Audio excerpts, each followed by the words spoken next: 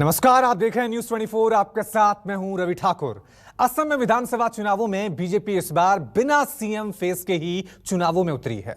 माना जा रहा है कि बीजेपी नेता हेमंता बिस्वा शर्मा भी सीएम पद के लिए एक बड़े दावेदार हैं। चुनाव के बाद सीएम कौन बनेगा, किन मुद्दों पर बीजेपी विपक्ष को पटकनी देने की रणनीति बना रही है, ऐसे ही कुछ अहम सवालों के जवाब खुद हेमंता बिस्वा शर्मा ने दिए न्यूज 24 संवाददाता अमित कुमार को। हमारे साथ वो नेता है जो उत्तर पूर्व की राजनीति के केंद्र बिंदु में है। हमारे साथ वो नेता है जिन्हें उत्तर पूर्व का सबसे बड़ा रणनीतिकार माना जाता है और उनकी राजनीतिक सूझबूझ की वजह से उन्हें उत्तर पूर्व का अमित शाह भी कहा जाता है। जी, हम बात कर रहे हैं हेमंत बिस्वा शर्मा से। हेमंत जी, न्यूज 24 में आपका स्वागत है। अब नॉमिनेशन आपने फाइल किया, हमने वो देखा। जालूकबाड़ी में जिस तरह से लोग उमड़ कर आए, 20 साल लगातार विधायक होने के बाद भी लोगों का प्यार आप पर कायम है, हर कोई। और यहाँ तक कि हमने देखा कि लगभग काफी कार्यकर्ताओं को तो आप नाम से जानते हैं। मेरा लगभग 25 साल हो चुका है। लाइफ का पहला चुनाव वहाँ में हारा था, फिर 2001 से लगातार मैं जीतते रहा। तो ये एक हिसाब से अगर मैं पूरा 5 साल आगे कंप्लीट करूँगा तो मेरा सिल्वर जुबली भी वही हो जाएगा। तब बड़ा ही हुआ उस एरिया में। 26 साल में पहला चुनाव लड़ने गया था, तो अभी 50 साल हो गया। इतना दिन का संबंध है। लेकिन आप जाते नहीं है, सुने आप जाना नहीं होता है वहाँ पर। मैं जाता हूँ जब चुनाव नहीं होता है, तब मैं जाता हूँ। मेरा एक अपना फंडा है कि भाई हम तो पूरा काम करता हूँ आपके लिए, फिर चुनाव का समय मुझको क्यों जाना है। तो चुनाव प्रचार के लिए आप भी जाएंगे? 3 महीना पहले से मैं नहीं जाता हूँ। चुनाव का लास्ट डे मैं 1.5 घंटा समय के लिए वहाँ जाऊँगा लोगों का आशीर्वाद लेने। लेकिन इस बार जो चुनाव हो रहा है वो काफी दिलचस्प हो गया, क्योंकि 5 साल के बाद जो नंबर्स बढ़ाने की बात हो रही है, कहीं ना कहीं जो एक मुकाबला हो रहा है, आपको लग रहा है कि आपके पास जो बीजेपी की सरकार पर भरोसा फिर से एक बार असम की जनता करेगी? देखिए, चुनाव एक जो 40-42 सीट में थोड़ा सा चुनाव कॉम्पिटिटिव होगा, बट जहाँ तक बीजेपी का सीट है 86-90, वहाँ में चुनाव एक तरफा होगा। एक तरफा चुनाव होगा? एक तरफा ही होगा। आज आप देखिए, कांग्रेस का अध्यक्ष खुद आया, 5000 भी लोग जमा नहीं हुआ। आप अपना वीडियो देख लीजिए। लेकिन इस बार नंबर्स जिस तरह के पिछले बार नंबर थे, लेकिन उस तरह के नंबर आने की संभावना नहीं लग रहा है, क्योंकि लग रहा है हम लोग का उम्मीद है 86 हमारा पास सीट है, 100 तक चला जाए, और ये संभव है। पॉलिटिकली कोशिश जारी है।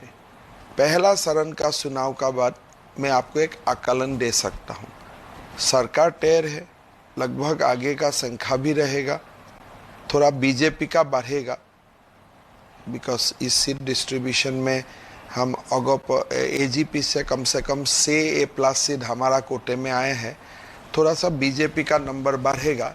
पहला बार हम लोग बीटीएडी एरिया में भी 4 सीट लड़ रहा हूँ, इसलिए बीजेपी का इंडिविजुअली सीट बढ़ेगा, जो पहले 60-59 हुआ करता था। और समूह का हिसाब से, एनडीए का हिसाब से हमारा सीट भी बढ़ना चाहिए 100 तक। ये लक्ष्य लेके हम काम कर रहे हैं। सीए का विरोध हो रहा है यहाँ पे, आपको लग रहा है जमकर विरोध हुआ? 2019 में 5-6 लोगों की मौत भी हो गई थी हिंसा में। इसके बाद आप कहीं ना कहीं उसको दबाने में बहुत बड़ी भूमिका आपकी रही। इस चुनाव में भी कांग्रेस और अपोजिशन की तरफ से सीए की बात उठाई जा रही है, उसका विरोध किया जा रहा है, कैसे समझाएंगे लोगों को? नहीं, एक बात, असम में एक तख्त है जो सीए का विरोध करता है। थोड़ा सा जो एक रीजनलिस्ट लोग है वो सीए का विरोध करता है, लेकिन वो लोग एंटी कांग्रेस भी है, वो लोग प्रो कांग्रेस नहीं है। तो पहला बात, इसमें कांग्रेस का फायदा नहीं होगा। मैं अगर सीए का विरोध करता हूं तो मैं कांग्रेस को भी विरोध करता हूं, नंबर 1। नंबर 2, मैंने एक साइकी देखा लोगों का बीच में, पता नहीं मैं शुद्ध हूं, सत्य हूं, नहीं हूं। सीए तो पार्लियामेंट में पास हो चुका है। तो असम का लोग नॉर्मली पॉलिटिकली बहुत मैच्योर्ड होता है। उनका ही है कि अभी सीए का अपोज करने का मतलब रोड में एजिटेशन चलाना, तोड़ फोड़, फिर गोली, यही जो आप बता रहा था। पोस्ट कोविड लोग एनआरकी का तरफ जाना नहीं चाहते हैं। अगर आप मेरा कुछ बात है मैं सुप्रीम कोर्ट में बोलूंगा, काफी पिटीशन भी गुवाहाटी से फाइल किया हुआ है। तो मेरा जो है कि अभी लोग सीए का बाद एजिटेशन का, एनआरकी का डर से करना नहीं चाहते हैं। अगर देखें तो इस बार चुनाव में पिछले बार बदरुद्दीन अजमल अलग थे, कांग्रेस अलग लड़ी थी, लेकिन इस बार दोनों साथ में, कहा जा रहा कि दोनों जो साथ में लड़के कहने कड़ी चुनौती आपको बीजेपी और को मिलेगा। मेरा जो अपना पॉलिटिकल इक्वेशन है, हालांकि मुझको टिप्पणी नहीं करना चाहिए दूसरा पार्टी का ऊपर, उनका अपना अंडरस्टैंडिंग क्या है, लेकिन ये जो समझौता हुआ, ये समझौते का कारण बदरुद्दीन अजमल का सीट बढ़ेगा और जो मेजॉरिटी बहुल इलाका में कांग्रेस का सीट था वो बीजेपी का पास आएगा।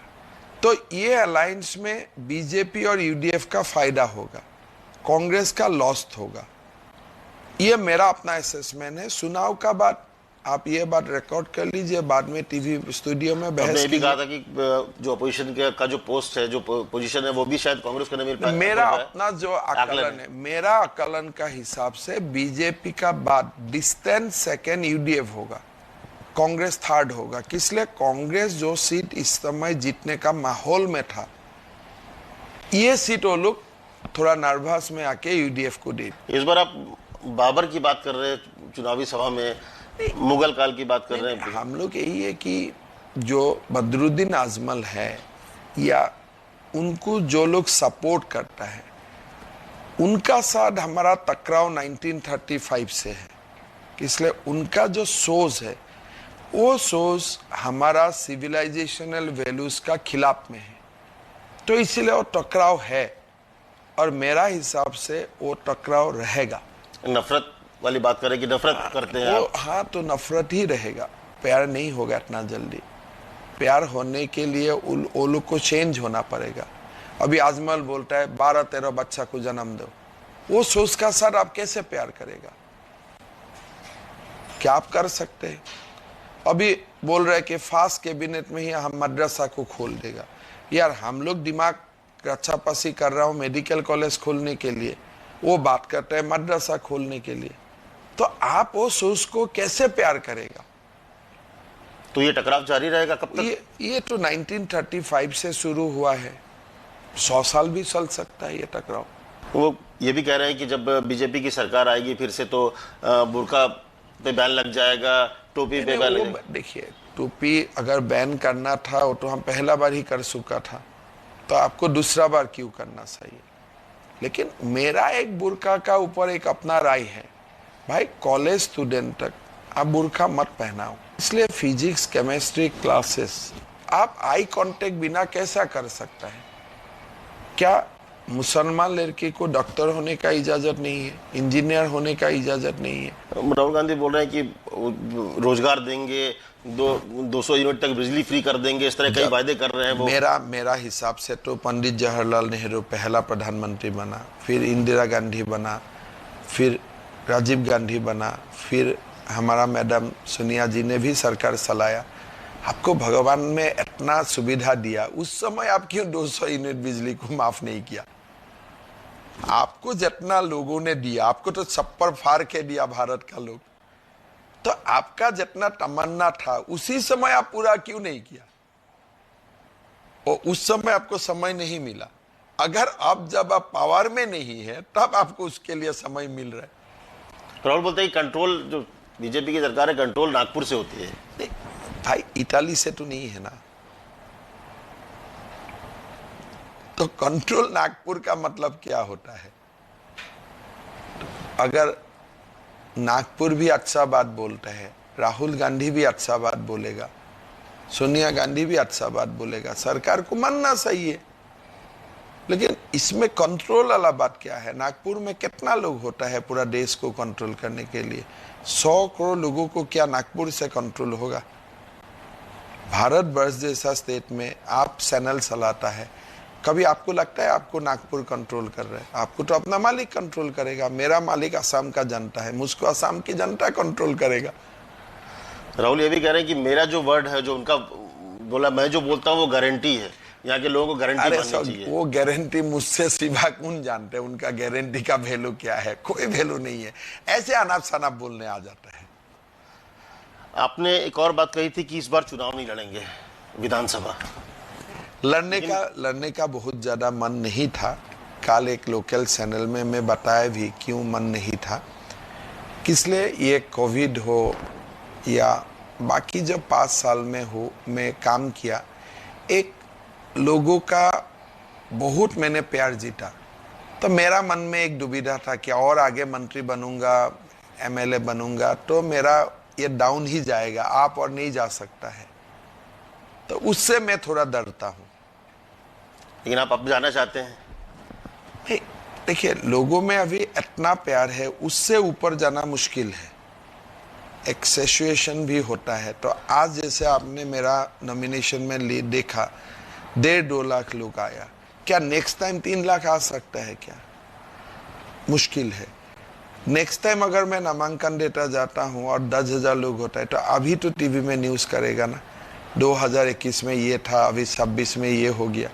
तो इसीलिए मेरा मन में था कि कहीं ना कहीं एक फुल स्टॉप लगाना सही है। तो अब तो सिर्फ इसी बार के लिए फुल स्टॉप लगाना चाह रहे थे? एक गैप हो जाता था, फिर एक पार्लियामेंट का कोशिश करने का मन था। लेकिन जब बदरुद्दीन आजमल और कांग्रेस का अलायंस हुआ तो हम लोग ने असम में बैठ के डिसाइड किया कि नहीं, ये चुनाव हम लोग को कन्विंसिंगली यूडीएफ और कांग्रेस को हराना चाहिए, हम लोग को कोर्ट पढ़ना चाहिए चुनाव में। तो उसी का साथ वो विषय समाप्त हो गया। जब कांग्रेस आपने छोड़ा था तो उस समय ये बात है कि कब तक सरकार भी चलाओगे आप, लेकिन मुख्यमंत्री नहीं। मुख्यमंत्री के लिए उस समय छोड़ा था, लेकिन अब नहीं लगता कि अब वक्त आ गया कि अब असम के मुख्यमंत्री हेमंता हो? देखिए, इसमें दिमाग नहीं लगाना सही है कि इसलिए हमारा जो पार्टी का कार्यशैली है, कोई सारे सिद्धांत पार्लियामेंट्री बोर्ड लेता है। खास करके हमारा प्रधानमंत्री जी और नड्डा जी को लेना होता है। उसमें हमको क्यों पढ़ना चाहिए? लेकिन पहले तो इच्छा थी आपकी मुख्यमंत्री बनने की। कांग्रेस का कल्चर अलग था और उस समय भी मेरा मुख्यमंत्री बनने का इच्छा नहीं था। तदानीन्तन मुख्यमंत्री को चेंज करो, वही मांग था। लेकिन कहा जाता है कि सीएम सर्बानंद सोनोवाल हो, लेकिन लगभग सरकार आप ही चलाते थे एक तरह से सारी चीजें। मिल के चलाता हूँ। हम लोग 5 लोग हैं, बैठ के मिल के चलाता हूँ और काफी खुश होता हूँ। हम लोग, मेरा और सीएम का बीच में 5 साल, कोई असम का मीडिया आपको नहीं बोल सकता कि एक सब के लिए भी खिसाखिसी हुआ। नहीं, ये बात तो है, सबने देखा है, बहुत अच्छा कोऑर्डिनेशन था। और इस बार जब हम लोग अभी 2 दिन से असम में घूम रहे हैं, गुवाहाटी में, तो एक आम धारणा है, जो कार्यकर्ता आपके यहाँ भी आए थे नॉमिनेशन में, उनको भी लग रहा था कि इस बार हेमंता दा सीएम बनने वाले हैं। तो इससे मैं क्या टिप्पणी करूं? जो मेरा, आप अगर बोले कि भाई वो सीट जीतेगा नहीं जीतेगा, उसका ऊपर मेरा कुछ कमेंट हो सकता है। लेकिन जो चीज मुझको पढ़ना नहीं है और जो डिसीजन मुझको एकदम लेना नहीं है, जहां में मेरा 0.1% भी रोल नहीं है, मैं उसका कारण क्यों मेरा नींद खराब करूं? लोग ये भी कह रहे थे कि कोई ना कोई सोनोवाल में से या हेमंता में से कोई एक जन दिल्ली जाने वाला है, तो आप दिल्ली जाना पसंद करोगे या यहाँ रहना पसंद करोगे? देखिए, अभी ये सब बात बोल के लोगों का बीच में कंफ्यूजन क्यों करना चाहिए? अभी तो असम का लोग सोनोवाल साहब को भी देख रहा है, मुझको भी देख रहा है, हमारा पार्टी अध्यक्ष को भी देख रहा है, लोग खुश है। तो ये सारे बात अभी करने का मतलब क्या है? क्यों करूं? वैसे भी आप पहले दादा बोले जाते थे, अब मामा कहे जाने लगे अब तो। ठीक है, उम्र का साथ साथ जो पहला चुनाव लड़ता था, वही लोग का बेटा बेटी मामा ही तो बोलना पड़ेगा, मामा या सासा, और क्या बोले।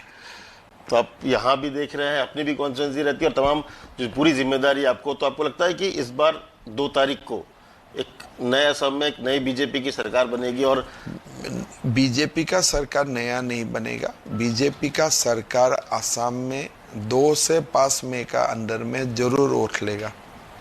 सीएम कौन होगा ये पता नहीं, क्योंकि पहली बार ऐसा हो रहा कि सीएम होते हुए भी उनका नाम अनाउंस नहीं किया पार्टी ने। ऐसा बात नहीं है, हम लोग बहुत खुशी से, प्यार मोहब्बत से सरकार चलाया 5 साल।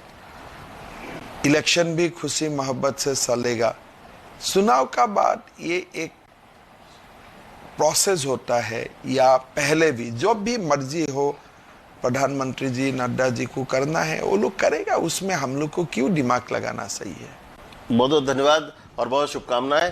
तो ये थे हेमंत विश्व शर्मा, जिनको उम्मीद है कि इस बार भी असम की जनता उनके साथ होगी और 2 तारीख के बाद नई सरकार बनेगी और वो बीजेपी की ही सरकार होगी। लेकिन मुख्यमंत्री कौन होगा इस पर कहीं ना कहीं हेमंत विश्व शर्मा चुप्पी साधे हुए हैं। किरण अमित राय के साथ अमित कुमार, गुवाहाटी, न्यूज़ 24।